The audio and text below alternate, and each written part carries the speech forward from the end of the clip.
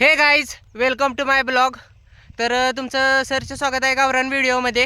तर आज आपण आलेलो आहे फन्नी करण्यासाठी रानात, आपल्या फन्नी रोटरनी करण्यासाठी. आणि रानात आता सध्या तर रोटरनी चालू आहे. तर तुम्हाला रोटरनीचा पूर्ण व्हिडिओ दाखवतो. आणि प्लीज गाईज माझ्या चॅनलला लाईक करा, सबस्क्राईब करा आणि सपोर्ट दाखवा. तर तुमचा सपोर्ट चांगला राहिला तर मी चांगले चांगले व्हिडिओ बनवत राहीन. तर चला आपण भेटूया. आणि इथं बघा, केशवकुमार वैरण काढण्यासाठी लागलेत सुंदरला. तर बघूया आपण ट्रॅक्टर कसं रोटरनी चालू शकता. हे पूर्ण रान असं रोटरनी करण्यासाठी चालू आहे.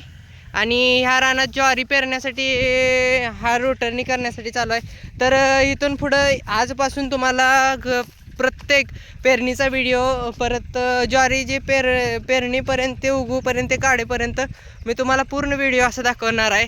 आणि फौजी नाना ट्रॅक्टर घेऊन रोटरनी करायला लागलेत, तर पाहू शकता.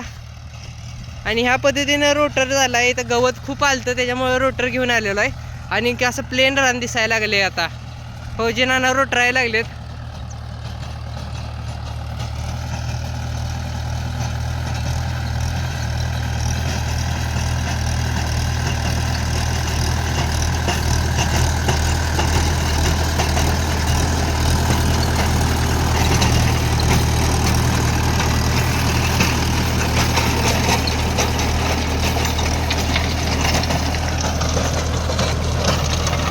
बघा किती मस्त असा रोटर चालू आहे रानात. आणि आवाज येतच असेल धूळ उडालेली. मला कमेंट करून सांगा तुम्हाला कसा हा व्हिडिओ वाटतोय, काय करतोय ते. आणि इथून पुढं प्लीज गाईज माझ्या चॅनलला सपोर्ट करा, लाईक करा, शेअर करा. असे चांगले चांगले मी व्हिडिओ रानाबद्दल, परत माझ्याबद्दल, माझ्या घराबद्दल सगळं व्हिडिओ घेऊन येत राहीन. आणि थोड्याच दिवसात आपला लाडका सर्जा आणि सर्जाचे मित्र लोक पण मैदानावर सज्ज होणार जाण्यासाठी. तर तो पण ब्लॉग मी तुमच्यासाठी करतो. तर तुम्ही आमच्या चॅनलला सपोर्ट करा. आम्ही पण तुम्हाला असे चांगले चांगले व्हिडिओ बनवत राहीन.